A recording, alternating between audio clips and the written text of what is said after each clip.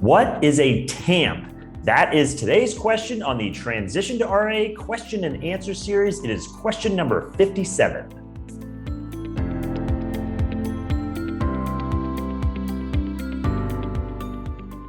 Hi, I'm Brad Wales with Transition to RIA, where I help you understand everything there is to know about why and how to transition to the RIA model. If you're not already there, if you head on over to transitiontoria.com, you'll be able to find all kinds of additional information, all the resources I put out there, the show notes from today's episode, everything. Again, transitiontoria.com has all of that information. Okay, on today's episode, we're going to be talking about what is a TAMP, which is an acronym for Turnkey Asset Management Program. Now, the reality is, and I'm going to get into this, TAMPs from their origins back in the 90s is when they first started. The kind of what is a TAMP or the services that a TAMP provides has expanded greatly to the point now where you have to be very careful if you're talking to someone and they say, oh, we're a TAMP or we use a TAMP solution, because there are so many different flavors now of what that means that you have to actually dive into the details to understand that particular solution, what it is that they are providing. And so that's what I'm going to explain today, is kind of what it is at its core, and then what these different variations are and how they work and things like that. So again, at its core, a TAMP, again, Turnkey Asset Management Program, we'll just refer to the acronym of TAMP. A TAMP at its core is a platform. Think of it as a platform that gives you accessibility to some sort of managed money solution. And so that could be third-party managers, SMA managers, separately managed account, is often referred to. That could be some sort of model marketplace where some third party has created models that you would utilize with your clients. So basically, as a financial advisor, if you were to decide for your service offer and your value proposition, you kind of have two options as far as how to actually invest your clients' assets. Some RAs, part of their value proposition is they do that investment themselves. They have that expertise in-house and the resources in-house to do that. And so they say, hey, part of our value proposition, clients, we do invest your money, and here's our philosophy, and here's how we implement it, and all those sorts of things. Other advisors say, hey, my core strength is in the relationship and the financial planning and the building the business. And I rely on third-party experts to provide the actual management of the assets, the underlying assets. And part of my role is to essentially oversee those managers, as they say, the manager of managers, to make sure that these professionals that we are utilizing to invest your assets, Mr. and Mrs. Client, continue to be the best resources we could provide for you in that regard. And so there's no right or wrong on that. That's a personal preference of how you want to run your own firm. But for the advisors and RAs that want to access third-party managers, you need some way to do that. How do we logistically access them? How do we logistically facilitate the trade-in in the account, the fees involved, and all that? And that's essentially what a TAMP is. A TAMP is a platform that gives you access to these resources. So there was kind of before TAMPs, if you think about it, that the challenge was, and let's say you were in that second camp where you believe in outsourcing to third-party professional money managers to run the actual investments in the accounts.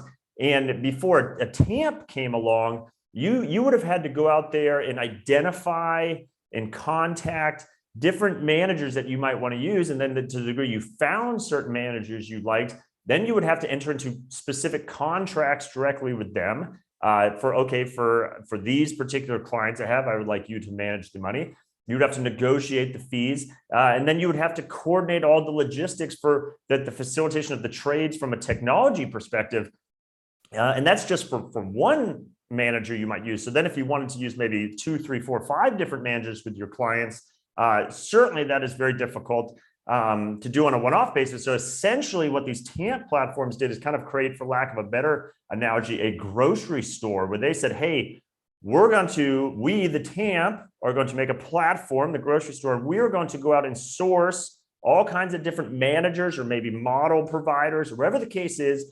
We will negotiate with them the fee structure. We will figure out all the logistics. We will figure out all the technology, and we'll put them on the proverbial grocery shelf. And then you, as the advisor, can come along.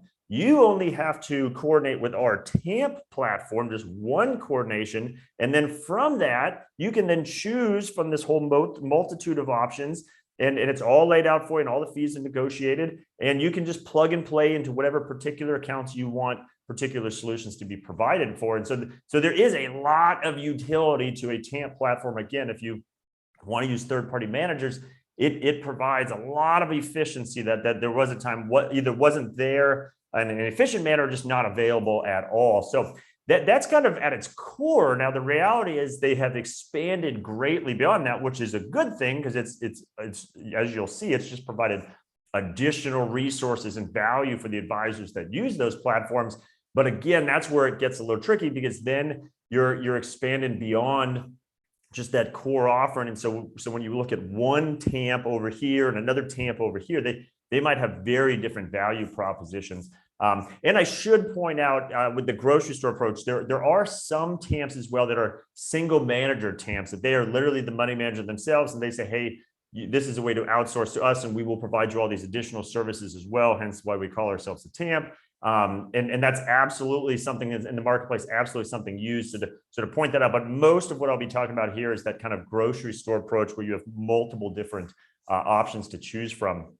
So to run through the different kind of offerings that are out there now, we'll dive into that. So the first one is just that essentially platform only, for lack of a better term, that platform that provides you access to these multiple choices that you can choose from. They've negotiated everything, like I said. And that's kind of it. That's the core of what they provide. A lot of TAMPs were essentially that and that alone, early on. But the reality is, for competitive reasons, if nothing else, it's expanded beyond that. But just know kind of the baseline offering is that platform only, that grocery store shelf only approach. So then to go on in different directions, and these are not building on each other. These are variations which some providers may provide, some not. There are also TAMPs that not only provide you the grocery store approach, but also have in-house research experts that provide you a lot of research on all these managers to help you select which manager you might want to use. And then, just as important, over time, to monitor those managers over time to say, hey, are they still what the caliber of when I first signed up with them? Has something changed with the management team? Those sorts of things. So there are TAMPs now that also provide research to help you figure out, are they good solutions in the front end, and then do they remain good solutions? And so that's a lot of help, because oftentimes you can be talking about the universe of managers or models out there can run into the hundreds and thousands of, in theory, various combinations. And so to have that research can be quite helpful for a lot of advisors. And then other advisors say, hey, no, again, part of my value proposition is I do the deep research on the manager. I am closely watching them. I am closely staying on top of any changes with their approach or their management team. And you might do that entirely on your own. Others, again, will lean on research being provided by a TAMP. The next variation are there are TAMPs that said, okay, hey, not only are we going to provide that core technology to facilitate this platform approach that we talk about, we are also going to expand that, because we know you, advisor, need more resources with your clients, and we're going to start adding on additional technology as well. So a perfect example could potentially be a client portal where, okay, this is where your clients will log in. They'll be able to see all their accounts all in one place. Now, in theory, you could go try to source a client portal through some other third-party tool. But a TAMP says, hey, if you're going to use us for your money management, why not use this fully integrated approach where we also have, again, just an example, a client portal available for you here. And so TAMPs, again, for competitive reasons, are generally adding on more and more technology solutions that they provide as part of that core platform service. And I'm going to get into how this is all priced out here towards the end of the episode.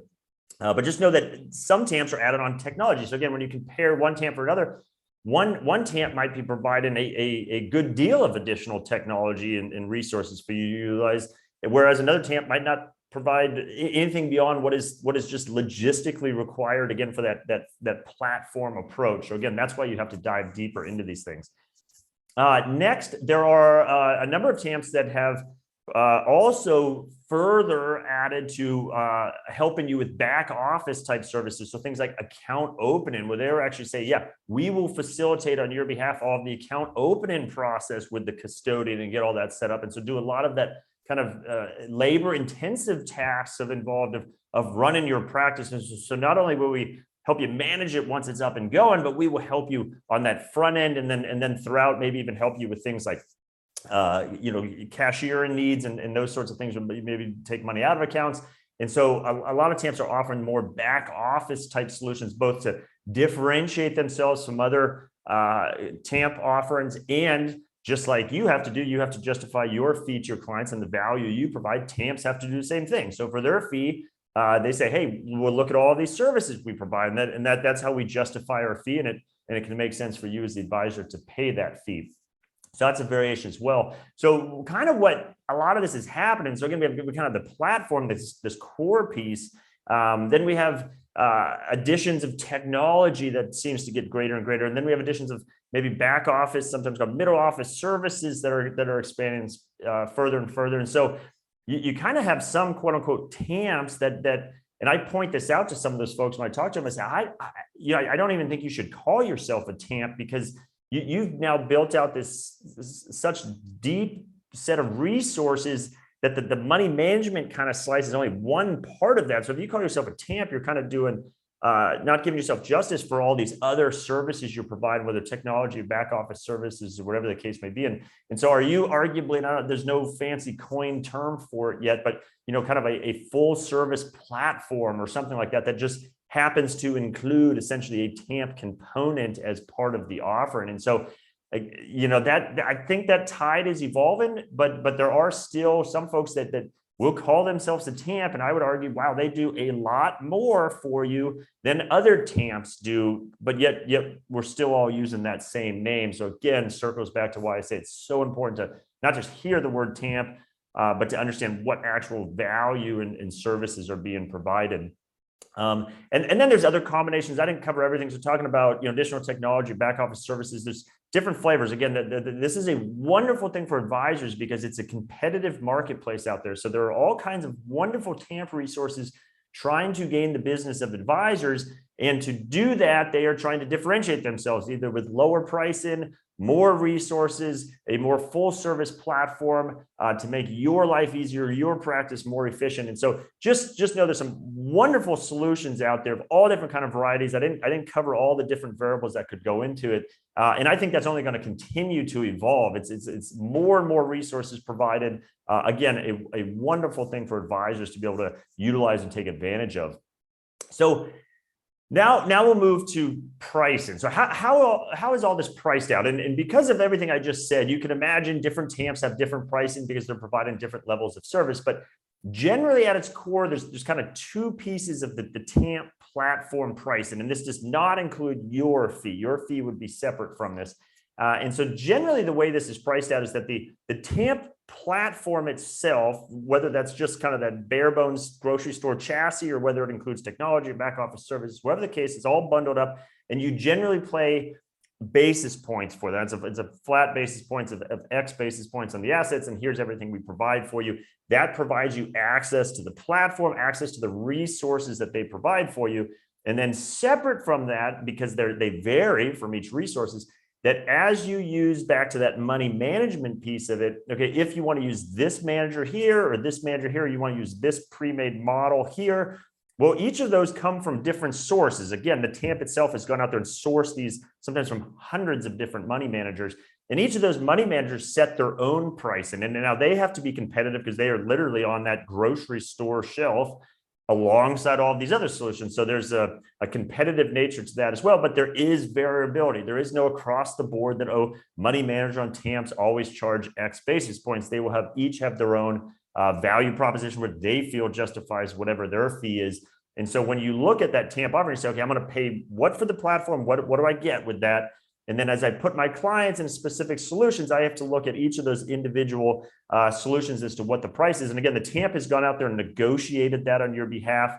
The TAMP has generally more negotiating power than you would ever have directly trying to go to that manager, because that TAMP says, hey, money manager, if you're on our platform and we have hundreds, maybe thousands of advisors using our TAMP platform, and they have more access to you, and so it's going to get more assets under your management. So you have to give us a good price to pass along to the advisors that use our platform. So just know that there's two parts to it. Again, what does the platform cost? What do you get in return for that platform? The technology, the resources, all that sort of thing.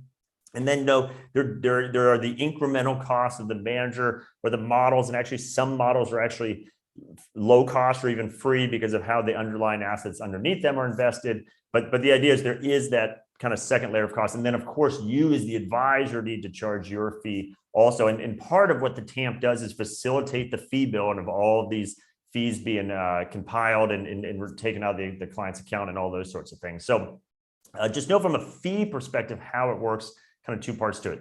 And then the last thing I'd point out, and I would say this is not an exhaustive list of anything and everything there is to know about TAMPs, but I do feel this will give you a good initial starting point to understand what they are and the kind of variations that are out there. But the last kind of main variable I just want to talk about on this episode is the different types of TAMPs beyond what I just described, but meaning are they, for lack of a better term, an in-house TAMP or a third-party TAMP? And so what I mean by that is if you are at, for instance, a broker dealer now, and you utilize the broker dealer, and you're probably under the corporate RIA, and you utilize third-party managers, your firm has most likely built an in-house TAMP, meaning they have gone out there and curated a list of managers that they make available to use. They have negotiated the fees, and so they are essentially providing that TAMP platform.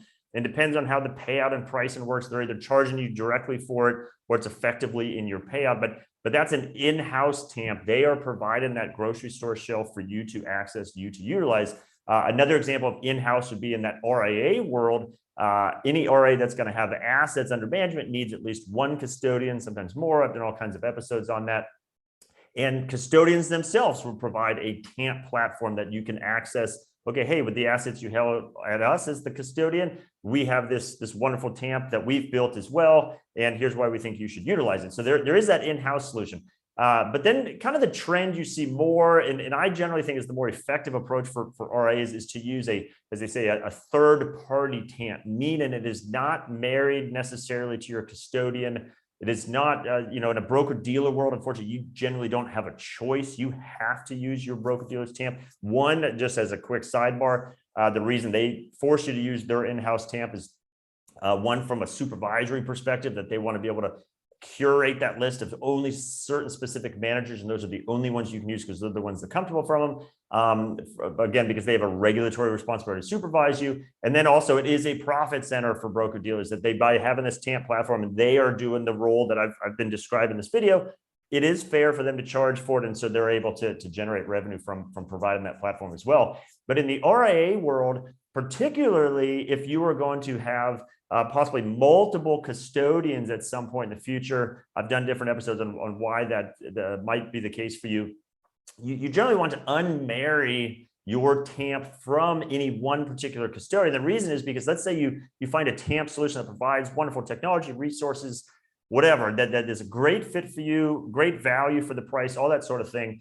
But if you're multi-custodian, you want to make sure that TAMP can talk to multiple different custodians, because you only want to use one chassis no matter whether your client decides to open your account at this custodian or this custodian over here. Whereas if you use an in-house solution, well, that only works for the clients that you open at that particular custodian. And for some reason, if you had a need or want to have a second or third custodian, okay, now you need to use a different resource over here. So it's for the same reason that most RIAs, particularly of size, don't marry their technology to any one custodian either. It's third-party technology, meaning, hey, I build this tech stack and it can work with multiple different custodians that I have, and I don't need to change anything about my process, whether the client's going to open it up an account with this custodian or this custodian. Same thing in the TAMP world. You usually see particularly larger RIAs want that third-party TAMP, so it's separated. So their process, their efficiency in the office there is the same, regardless of, again, where the client ends up opening the account. So just know that there are TAMP solutions in-house, and some wonderful ones, some wonderful solutions have been built out, but they do have some challenges of whether it's more captive. Again, if you're a broker-dealer environment, I guarantee you your availability of managers or models to choose from is significantly smaller than what you could obtain in the RA world using one of these third-party solutions that opens it up much more broadly of what is available. And again, for the operational efficiencies that I talked about there as well. So I hope this gives you kind of an idea of what TAMPs are in general, the different variations. Again, this is not an exhaustive list. By no means have covered everything. But I hope it does at least dive initially into helping you understand a TAMP and helping you understand why it's a deeper conversation than just, oh, this is a TAMP, maybe I'll use them, or how are they different from one or the other. So with that, like I said, my name is Brad Wales with Transition to RIA. Again, if you are not already there, if you head on over to transitiontoria.com, have the entire series of episodes here, both in video format, if you like, podcast format. I have white papers, all sorts of things. And then the most effective thing to do if you'd like to talk about any of these topics is at the top of every page, there's a contact link. You can click on that. You can instantly and easily schedule time to have a one-on-one conversation with me to go over this specific topic or any other RIA related topics. Again, what I help advisors do is understand, hey, what is this RIA model about? Is it for me? And if it is, what are the steps with transitioning into it? Today's episode, perfect example. Hey, if I'm going to use managed money solutions, how do I access them? What are the solutions out there? How does it work? That is, again, that's something I help advisors with all day long. Happy to have that conversation with you as well. Again, transitiontoria.com. You can reach out, get in touch, and see all the other resources. With that, I hope you found value in today's episode, and I'll see you on the next one.